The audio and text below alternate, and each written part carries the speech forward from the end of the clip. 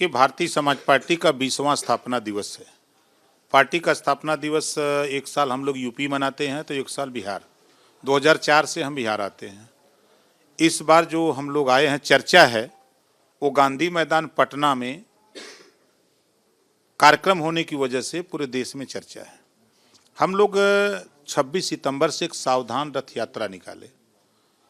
UP के 75 जिले से होते हुए हम लोग कल गोरखपुर थे और 27 अक्टूबर को गांधी मैदान पटना में सावधान महारैली। उसी दौरान हम लोग, मैं खुद बिहार में 13 जिले में मैंने कार्यक्रम किया, चाहे वो कटिहार का हो, चाहे मधेपुरा का हो, चाहे नालंदा का हो, चाहे पश्चिमी चंपारण का हो, सिवान का हो, कैमूर का हो, चाहे बक्सर का हो। 13 जिले में खुद जाके कार्यक्रम किया। जनता के बीच में जिस चीज़ के लिए हम लोग सावधान कर रहे हैं, 1931 में जातिवार जनगणना हुई, उसके बाद संविधान बना, देश आज़ाद हुआ, बाबा साहब डॉक्टर अम्बेडकर जी ने संविधान लिखा। संविधान में व्यवस्था दिया कि हर 10 साल पर जातियों की गिनती होनी चाहिए। लेकिन 71 साल हो गए, 7 दशक बीत गया, लेकिन जातिवार जनगणना नहीं हुई। 20 साल से हम, प्रेमचंद प्रजापति, उनकी पार्टी भागीदारी पार्टी, हम तमाम लोग प्रदेश में एक माहौल पैदा कर रहे हैं, करना चाहते हैं कि नेताओं को जनता के द्वारा ये संदेश मिले, जनता को सावधान कर रहे हैं कि आप जातिवार जनगणना के लिए नेताओं से सवाल करो। एक समान अनिवार्य फ्री शिक्षा के लिए आप सवाल करो। देश में आरबीआई से लोन लेने वाले बड़े बड़े उद्योगपतियों के कर्जे माफ हो सकते हैं, तो जब वो डिफॉल्टर हो सकते हैं तो गरीब जो घरेलू बिजली का बिल नहीं दे सकता है तो उसका घरेलू बिजली का बिल माफ करने का कानून क्यों नहीं बनता? प्रदेश में रोजगार परक शिक्षा के लिए कानून क्यों नहीं बनता है?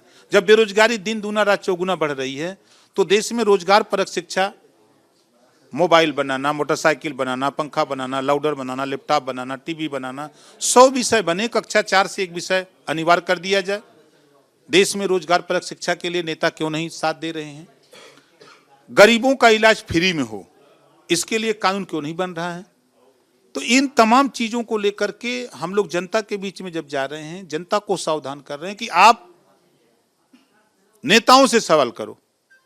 अभी तक हम अंग्रेजों के गुलाम थे, लेकिन अब नेताओं के गुलाम हैं, तो इस गुलामी से निकलो और अपने लिए लड़ो, अपने हक के लिए लड़ो, अपने हिस्सेदारी के लिए लड़ो।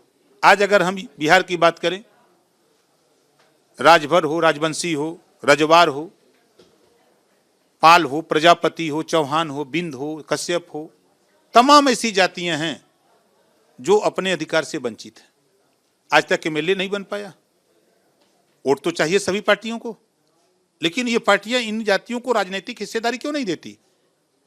इनको शिक्षा में, स्वास्थ्य में, रोजगार में, इनको लाभ इनके दरवाजे तक क्यों नहीं पहुंचता है? तो जातियों को जागृत न होना, जिसकी वजह से वो उनके पास तक वो सुविधाएं नहीं जा पा रही हैं। तो हम लोग जनता को जागृत कर रहे हैं। जो 75 साल की आज़ादी में वंचित लोग हैं, उनको हम लोग जगा करके देश में, प्रदेश में उनको हिस्सा दिलाना चाहते हैं। अब जातीय जनगणना की बात कर रहे हैं। बिहार में नीतीश कुमार, तेजस्वी यादव जातीय जनगणना करा रहे हैं, कराने की घोषणा की है। जातीय जनगणना कराएंगे, लेकिन तारीख नहीं बताएंगे। प्रेस के सामने कहा ना कि हम जातिवार जनगणना कराएंगे, तब तक सरकार भी बदल गई। अब दोनों सरकार हो गई, आरजेडी जेडीयू दोनों चाहते थे। अब तो तय कर दें कि तारीख की कब तक हो जाएगा। तारीख क्यों नहीं तय कर देते कि हम इतने दिन के अंदर करा देंगे? वादा तो बहुत नेता करते हैं। 20 लाख रोजगार का वादा था, क्या हुआ उसका? जातिवार जनगणना कहां तक आगे पहुंची बात, उसका भी तो खुलासा होना चाहिए जनता के बीच में। आप सरकार में कौन रोक रहा है? एक समान अनिवार्य फ्री शिक्षा कानून बना दो। आप बिहार में गरीबों का इलाज फ्री करने का कानून बना दो, रोजगार परक शिक्षा का कानून बना दो। कौन रोक रहा है? आप तो मालिक हो दोनों लोग। अब तो ना बीजेपी रोक रही है, ना कोई पार्टी रोक रही है, तो आपको दिक्कत किस बात की है? तो खाली जनता के बीच में भाषण से पेट नहीं भरेगा। अब वंचित गरीब को हिस्सा चाहिए, हक चाहिए। हक के लिए वो निकला है और उनको हम लोग जगा रहे हैं। आज मुझे खुशी हुई इस बात की कि कल तक मैं चुनाव लड़ता था लोकसभा और विधानसभा का। मैं आता था पटना, हम लोग मनाते थे यहाँ पार्टी का स्थापना दिवस, कभी विधानसभा के सामने मना के चले जाते थे, कभी किसी विद्यालय मना के चले जाते थे। लेकिन इस बार जब से गांधी मैदान पटना में हम लोग रखे हैं और बाजा बजाने लगे, पूरे देश में हलचल है कि गांधी मैदान पटना क्यों जा रहे हैं। क्योंकि ये बहुत बड़ा मैदान है, चर्चित मैदान है, तो सबकी निगाह वहाँ है। ओम प्रकाश जी, आपका एक वीडियो वायरल हुआ था जातीय जनगणना को लेकर, नीतीश कुमार पर आप बयान दे रहे थे, चमड़ी उधेड़ देंगे यदि नहीं होगा तो। क्या लगता है कि आप अपने बयान पर अभी भी कायम है? 100% फिर बोलेंगे 100% कायम है। मैं देखिए, एक शब्द बहुवरत युत जस शोभा के हेतु, जैसे आपके यहाँ बिहार में बहुत प्रिय भाषा भोजपुरी है, पूरा देश इसको पसंद करता है। हमारे यहाँ कहावत है, अगर किसी से कोई विवाद होता है, काम नहीं करोगे तो चमड़ी उधेड़ देंगे, हम आपकी बखिया उधेड़ देंगे। आज गांधी मैदान पटना में चल रहे हैं, पूरा खाल उधेड़ेंगे जो जो उन्होंने कहा है। जातिवार जनगणना का तारीख बता दो।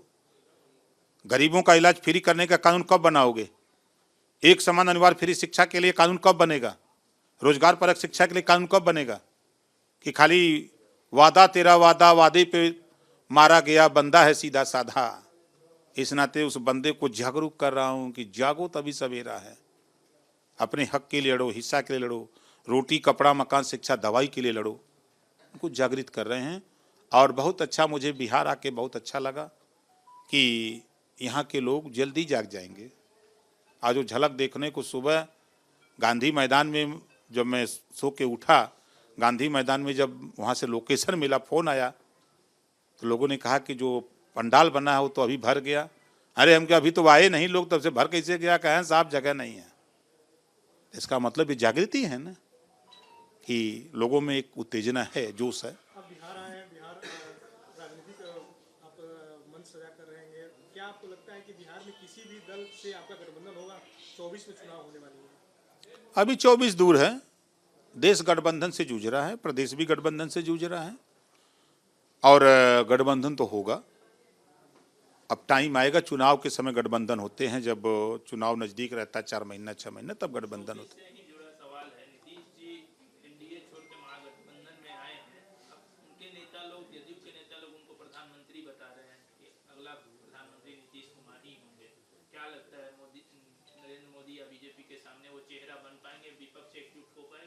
एक बार मैंने सुना था कि माननीय मुलायम सिंह जी और लालू जी दोनों लोग झगड़ा कर रहे थे कि हम बने कि हम तुम बना। तो यहाँ तो झगड़ा वही चल रहा है। ममता जी कह रही हम बनेंगे, केजरीवाल जी कह रहे हैं हम बनेंगे, शरद पवार जी कह रहे हैं हम बनेंगे। जितने नेता हैं, जितनी पार्टी है, सब प्रधानमंत्री है तो बन रहे हैं। पहले तो गोल तो बनावें। 50 दलों की गोल बना करके माननीय मोदी जी प्रधानमंत्री हैं, तो पहले तो ये तो एक तय तो करे चेहरा। एक पार्टी के तय करने से थोड़ा हो जाएगा। जो देश की तमाम पार्टियां हैं, तमाम नेताओं को इकट्ठा करके एक जगह अगर तय करें कि ये चेहरा होगा, तब ना अलग अलग लड़के क्या करेंगे।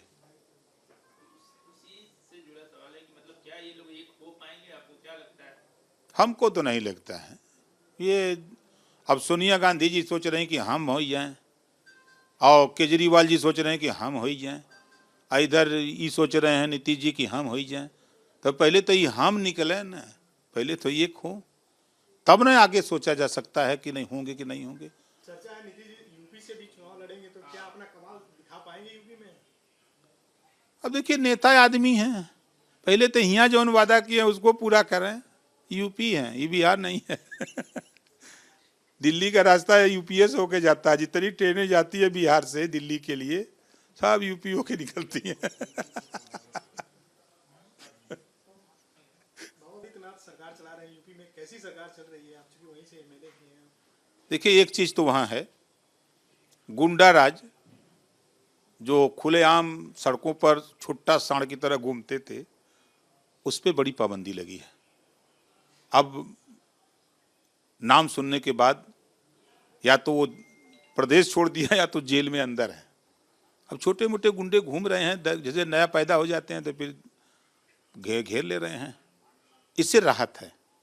जो व्यापारी वर्ग है या आम आदमी इस बात की सराहना करता है, और दूसरी सराहना की मेहनत का, परिश्रम का, दो चीजों की उनकी सराहना होती है। केजरीवाल जी ने कल एक बात कही है कि जैसे महात्मा गांधी की तस्वीरें नोट पे हैं, वैसे ही गणेश जी और लक्ष्मी जी की भी तस्वीरें होनी चाहिए। जब इंडोनेशिया कर सकता है तो भारत क्यों नहीं? इंडोनेशिया, चीन, जापान, रूस, थाईलैंड, बर्मा में जो पढ़ाई हो रही है वो पढ़ाई यहाँ क्यों नहीं हो रही है? उस पर क्यों नहीं बोलते हैं? अगर वो गणेश जी की चर्चा करते हैं तो गणेश जी के जीवनी के विषय में हमने पढ़ा है। जब गणेश जी और कार्तिकेय जी में द्वंद्व हुआ कि हम सबसे बड़ा विद्वान, तो शंकर भगवान ने कहा कि एक काम करो कि तीनों लोगों की जो परिक्रमा करके आ जाएगा वही सबसे बड़ा ताकतवर विद्वान होगा। तो कार्तिकेय महाराज अब सवार हुए मोर पर, अब चल दिए तीनों लोग की परिक्रमा करने। और एक बार शंकर भगवान ने दोनों लोगों को पढ़ाया था, बताया था कि तीनों लोग माता पिता में समाहित है।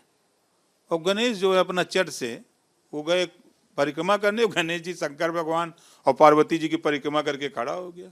अब उधर से कार्तिकेय महाराज आ रहे हैं तो कहीं थे गणेश बाबा पहले ही से यहाँ खड़ा, क्या बात है? तो जब अगर उनके पास है तो क्यों बुद्धि, उन्होंने अपने पिता से ज्ञान हासिल किया, इस नाते आज पूरे देश नहीं पूरे दुनिया में गणेश जी की पूजा अगर होती है तो विद्वत्ता की वजह से होती है। तो शिक्षा की बात क्यों नहीं करते? एक समान अनिवार्य फ्री शिक्षा की बात क्यों नहीं करते? रोजगार परक शिक्षा के लिए वो क्यों नहीं कानून बनाते? फोटो लगने से शिक्षा नहीं हो जाएगी ना। दुनिया जो कर रही है वो भी आप भी तो करो। आप वो दुनिया की नकल तो ले आओ यहाँ। आप चाइना का बना हुआ माल यहाँ ले आके बेचोगे?